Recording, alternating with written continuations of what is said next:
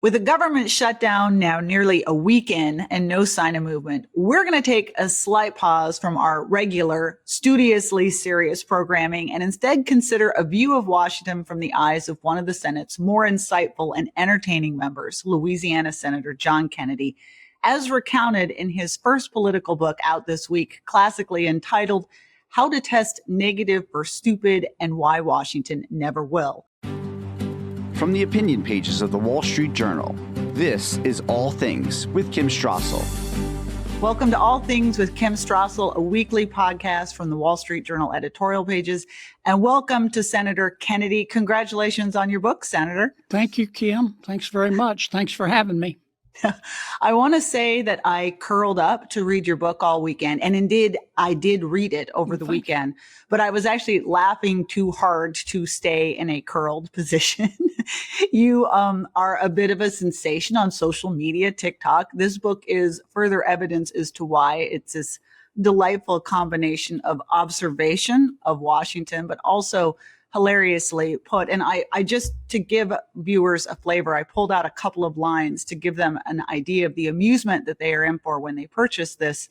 You note that senators aren't like most teenagers. They're all over 40. True. You describe the decor in your one-bedroom apartment you got when you first moved to Washington as early Salvation Army. True. And you describe the Senate as empty as a timeshare salesman's heart. Yep. Most of the time when we're speaking, it's stone cold empty. So I just have to ask you, does this humor come naturally to you? Do you work at it? Is it something that was in your family? I would have to work a long time to come up with even one of these lines.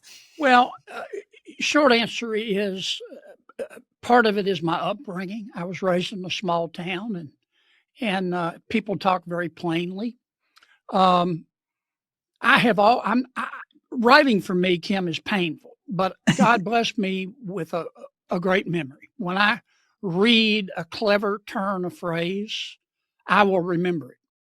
And sometimes when I'm very impressed with a paragraph or something from a particular book, I have a file on my iPad. I'll stop and jot a few notes. But yeah, a lot of it's impromptu. I don't know, why I say what I say. I do contend I deserve more credit for the things I don't say, but I could say.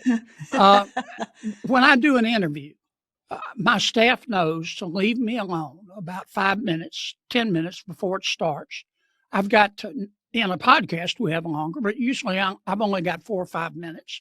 So, and the American people are busy, earning a living. They don't read Aristotle every day. They don't have time to sit around and listen to politicians honk on like a goose. So I got to use my 5 minutes, and I want to think about how I'm going to communicate. I try to communicate plainly and make the points that I want to make, but in a humorous way sometimes, in a humble way when I can.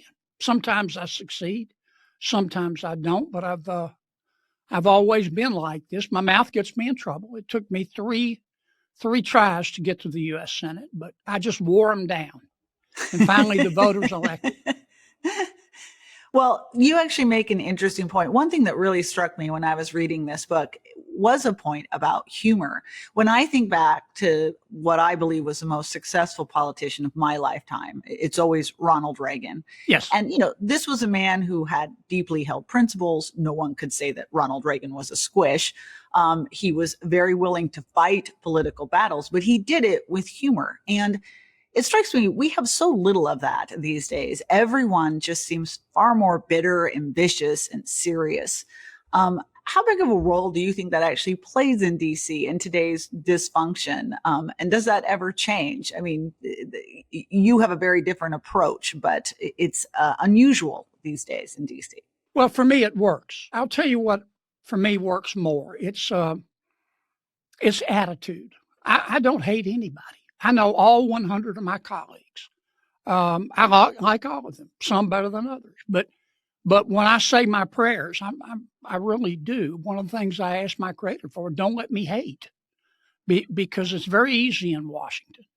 But it's very important not to. I think I'm proud of the fact that for the most part, there's more civility in the Senate than among my colleagues in the House, and I hope it stays that way. But you just can't hate, and I don't hate any of my colleagues. Now, that doesn't mean that while I respect their opinion, that I have an opinion too. And God gave me the right to remain silent, but not the ability, and I'm pretty frank. But I try not to do it in a mean-spirited way. President Reagan was very good in that respect. He was a great communicator. Bill Clinton, Yes. I thought had the right tone, not too serious.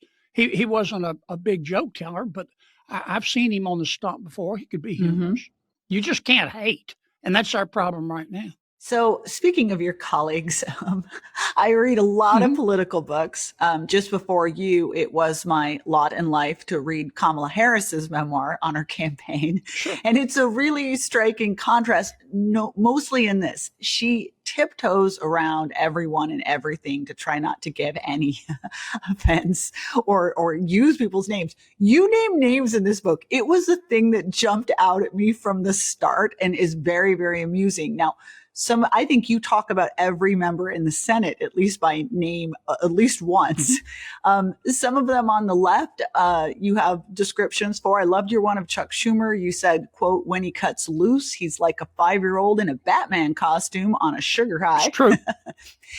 That's true. But I loved that you also talked about your GOP colleagues. One of my favorite, and I'm not going to give all these away. People are going to have to read the book because they are fun. But one of my favorites is that you said that sometimes you think South Carolina GOP Senator Lindsey Graham's motto is, don't be part of the problem, be the whole problem. That's true about Lindsey. I think I said, I don't remember Kim in the book, but it's true of Lindsey. What you see is what you get. If you invite Lindsey to dinner, you don't know whether you're going to have an intellectual conversation or he's going to get drunk and vomit in your fish tank. And that's Lindsey. It's one of the things I like about him. He's very bright. He's very opinionated. If you want to stump Lindsey, ask him to name a country he wouldn't bomb.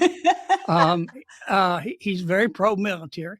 But he says he plays like I do. He plays outside the pocket, and I like that. Well, not everybody will talk about their Senate colleagues. And now this is a big theme in your book about plain speak, about coming and not holding back. You think there's too much of that in Washington. And you give some really wonderful stories when you first arrived about kind of getting a little bit of a scolding by some of your Republican colleagues for rocking the boat too much and speaking too plainly. But I just wonder, have any of your colleagues read this book yet? And what's your feedback so far? Well, I don't know. It just came out Tuesday, but maybe some will. Look, when I first got to the Senate, I've been very candid my entire life. I mean, candor is a great weapon. And I have the right to be candid, the right to speak freely. You're not free if you can't say what you think. But I did have a lot of my colleagues, mostly Republicans, frankly, but some Democrats, you say, look, Kennedy, what planet did you parachute in from? This is not the way we do things. And my response was, look, I understand this is not the way things are done, but the way things are done in Washington for the past 50 years, they suck. And so I'm going to do it my way. I'm not going to be mean-spirited, but I'm going to be very candid. Now, other senator, you mentioned the Vice President Harris. I served in the Senate with the Vice President. We were on the Judiciary Committee together. She's very, very scripted, at least when she was in the Senate. She would come into Senate hearings with a script. She would follow that script. She would read her questions to a witness. I don't do it that way. I'm not saying the way she does it is wrong, but that doesn't work for me. There are a lot of times in hearings, for example, I don't know what I'm going to ask the witness because I haven't heard the witness's testimony, but it works for me. The Senate, I love the Senate. I know all of my colleagues. I like every single one of them.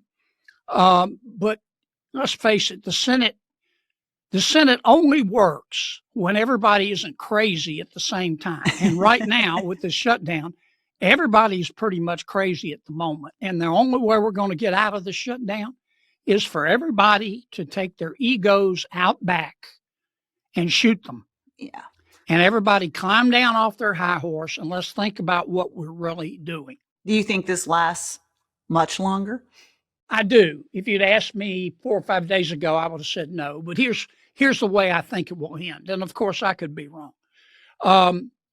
Senator Schumer is not going to give in. He can't. He's in the fight for his political life back in New York against the socialist wing of his party. The socialist wing of his party hates Chuck. Chuck wants them to love him. He's trying to ingratiate himself to them and to Congresswoman Ocasio-Cortez. But I do expect Senator Schumer, at some point to go to 6 or 8 of his colleagues and go, look, I need a favor. I need you to vote to open it back up. Don't tell anybody. I may have to be mildly critical of you. I'm going to vote no. Let me save face. But we got to get the government back open. That's a fine line for Chuck to walk because he could look like a tough fighter. It also could look like he has a mutiny on his hands. Right. And I think if Chuck held out too long, he would have a mutiny because not all, but many of my Democratic colleagues know that what we're doing is bone deep down to the marrow stupid. It makes no sense. If the Republicans were asking for a lot of extra stuff, it's one thing, but all we're asking for is to open government back, no strings attached, and let us negotiate. The other thing that's being lost in all this, Kim, the Democrats say it's about health care and about extending the Obamacare subsidies. But we also need to have a conversation about Obamacare itself. Subsidies or no subsidies, the damn thing's broken. Yep. And we were told that if we passed Obamacare, health insurance would be cheaper and more accessible. And it's been neither. We were told it would make our lives better. It's made our lives worse. So whether you subsidize the thing or not, it's got to be fixed. And that's what's being lost in the debate. Couldn't agree more. I wrote my column last week on this saying, if this is going to be a flashpoint, this is a great moment for Republicans to say, okay, if we're going to talk about subsidies, we have to talk about underlying reform, because that's kind of been forgotten ever since 2017 when that repeal vote failed. So let's talk about the Senate a little bit. You have, okay. I mean, you talk about colleagues, but you talk about obviously being in Washington. You have a great chapter about what the day in a life of a senator is actually like. And I actually enjoyed this, even as somebody who's been involved in Washington for years. I found a lot interesting in there. And you laid out some of the structural problems. You say that some weeks you folks do nothing but fly in, run around, eat a light snack, and fly home again. It's true. Speeches don't really matter. There's not a lot of debate. No one understands the rules other than the parliamentarian and the staff. That's true. Precedents are crazy. You note that some of this is by design. The Senate's meant to be a deliberative body.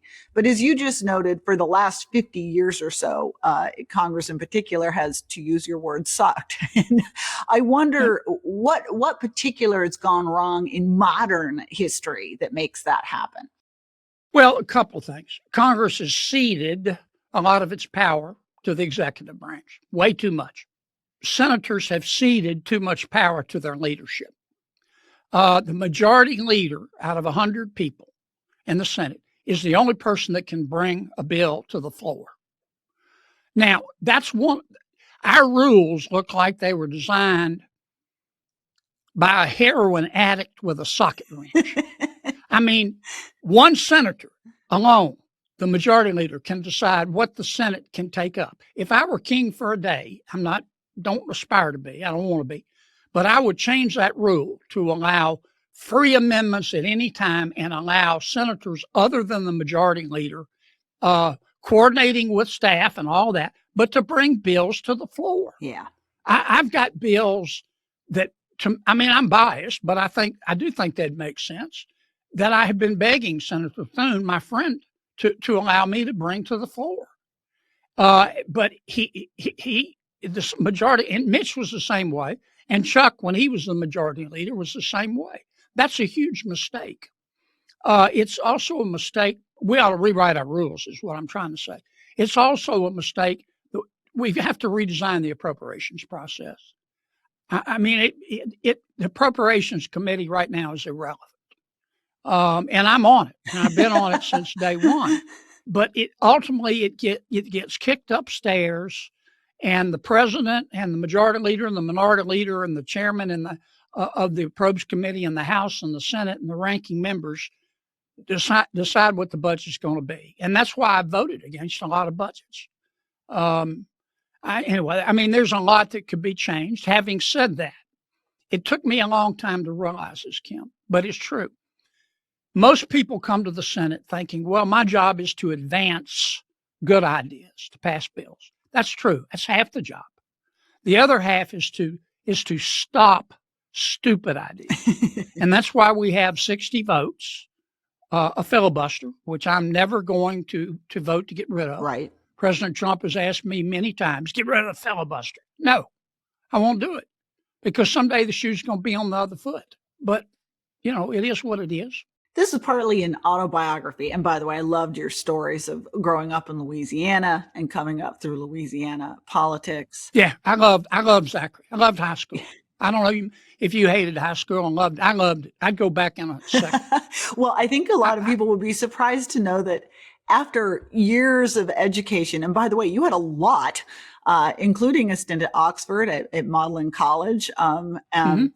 And, you know, you were in elected government in Louisiana. But one of the biggest surprising things that came out of this book to me, as I doubt a lot of even some of your ardent fans would know this, is that while you were still serving as the head of Louisiana's Department of Revenue, you went and became a substitute school teacher so that you could see what was going on in education. And you still sometimes do substitute teaching, even now. This is correct?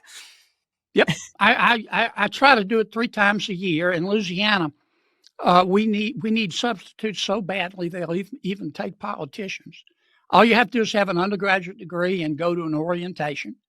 And when I do it, I insist on being a real teacher. No student age, no other teachers there. You start at 7:30, maybe 8, go to 3:30. Usually you get lunchroom duty, or bus duty. And I will tell you, at the end of the day, you're worn out. Yeah. It's so much harder being a teacher today than when I grew up. It's so much harder being a kid. These kids, they're seeing things in the 6th grade that I never saw until I was in college. Drugs, violence, premarital sex, broken families. But through it all, I believe that every child can learn, but they're not going to learn until we do some things differently, which I also talk about in the book. Yeah, your education, and you run through a lot of issues as well too.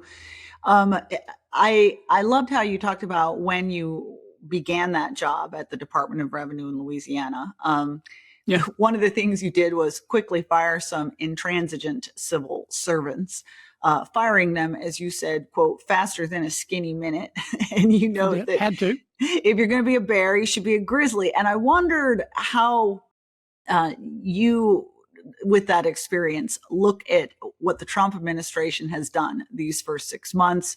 DOJ, the firings, a lot of people consider it chaotic. What's it look like from your perspective, having run some of these outfits? Well, I support what the president has done. I don't agree with him in every instance, and I know Trump's faults. I've been around him a long time. He exists loudly. That's just a fact. And he grows anxious when he has an unexpressed thought, which doesn't always serve him well, but he's not going to change. I ran what's called the Department of Revenue. That's a fancy title. I was really the state tax collector. I had then 500 employees, $50 million budget, civil service at the state level. And my first week, I had a couple of civil servants, senior, came to me and said, we don't have to do what you say because we're civil service and we can do what we want. And I said, you're fired. And they said, we'll sue you.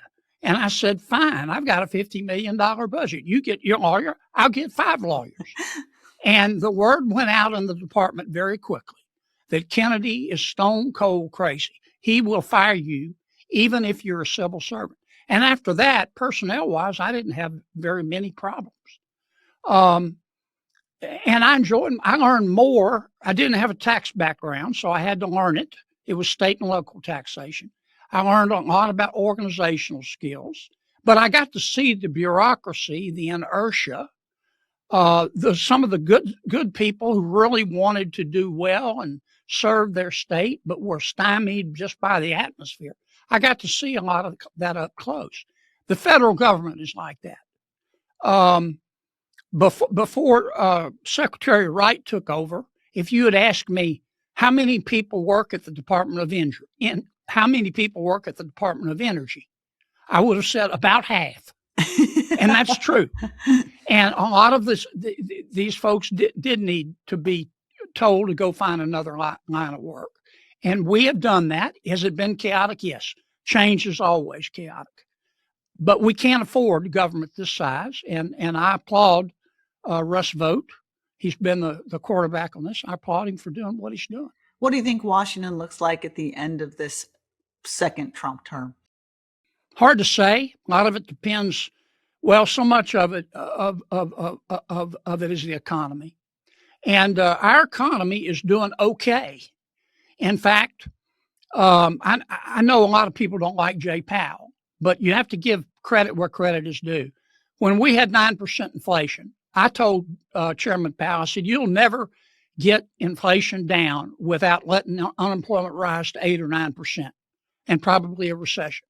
And I was wrong. He was right. Before the tariffs, we had pretty much a soft landing. Now, the reason I say before the tariffs is because we don't know what the impact of the tariffs is going to be yet. President Trump says it's going to be the greatest thing since pumpkin pie. He may be right. He says it's not going to cause inflation. He may be right. But the truth is, it's been 100 years since we had tariffs like this, and we're in uncharted waters. And it's just what I've learned about economists in Washington. Just about every economist up there, not all of them, but most of them, they're about as credible as those late night psychic hotlines you see on TV. They don't know, and especially when we're in uncharted waters like this.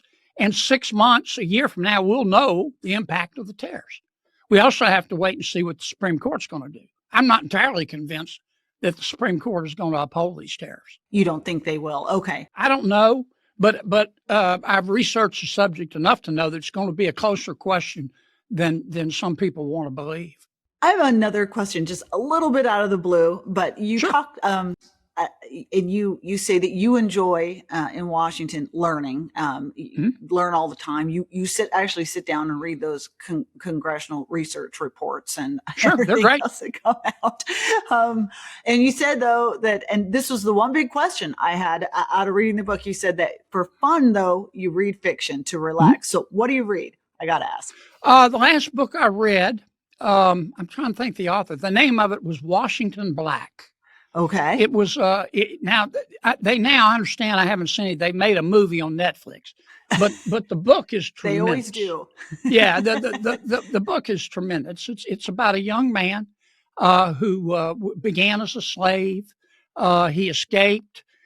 He was brilliant. He had a mind for science. He got an education, and then he led an extraordinary life. And it's not written. It's written in a very even-handed way, factual way, historical way, interesting way. The author doesn't try to make somebody a victim who's not, and he doesn't try to make all white people feel guilty. It's not really a book about race. It's a book about America. Great. And so many of my colleagues in the Senate think that America's great because of the stuff we do and the federal government. But the truth is, America's great because of ordinary people doing extraordinary things. Yep. And that's why and lots of times government is an impediment as opposed to a catalyst. One more thing some people might not know, they would know if they read this book. Now I knew, but that's just because it's my job. But you actually started your political life as a Democrat. And your first run for the United States Senate was as a Democrat. You note that national party politics had not really filtered down to Louisiana at that point, but that 4 years later, quote, when the utter nutters really started taking over the Democratic Party, you joined the Republicans. You're an interesting person having served on both sides. What's happened on that side of the aisle? Well, I've never been a big party guy. Even sometimes today, I don't vote with my party, but I switched parties 20 years ago. The national political scene had not filtered down to Louisiana. Just about everybody was a conservative Democrat, a bulldog Democrat. But the Democratic Party began to change, even in my state. And I was ostracized because I was very conservative fiscally. I was the state treasurer. And then the National Democratic Party they took a hard left and kept driving. And today you see the result. The Democratic Party is struggling to see who's going to control it. The socialist wing of the party is ascending. They're about to elect a socialist mayor of New York. That's what really this shutdown battle is about. I'm not saying Republicans, we have our struggles too, but I think Donald Trump won the election over Kamala Harris because people sat down and they said, look, this is my choice. Donald Trump, Kamala Harris. Hope versus more hurt. They weren't certain about what President Trump was going to do, but they knew enough about him to hope that things would be better. They knew what the vice president would do. She would do just what President Biden did. And his term was a disaster. And I think that's what President Trump, particularly on the economy, why President Trump won the election. In fact, I wish the president would talk more about the economy, but he doesn't like to. Just to close this off, the theme of your book, if I really had to take, there's a couple. One is your focus on the need to have more plain talk in Washington. And I really appreciate that. I think that there's a little bit too much performance politics that goes on in DC these days. That's true. Not enough study. But another one, and it's in the title of your book, is that unfortunately Washington is just stupid.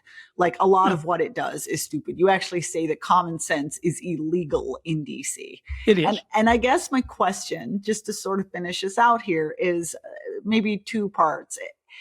Has it always been such? Is Washington politics always stupid, or are we uniquely stupid in Washington just right now? And if we are, what do we do about that? Well, yes, it's been that way for a while. Yes, it can get better. That's why one of the reasons I wrote the book. This is not a book of policy. It's a storybook. I use stories to talk about policy. And those stories, yes, some of them are funny. Many of them are bizarre. They're all true.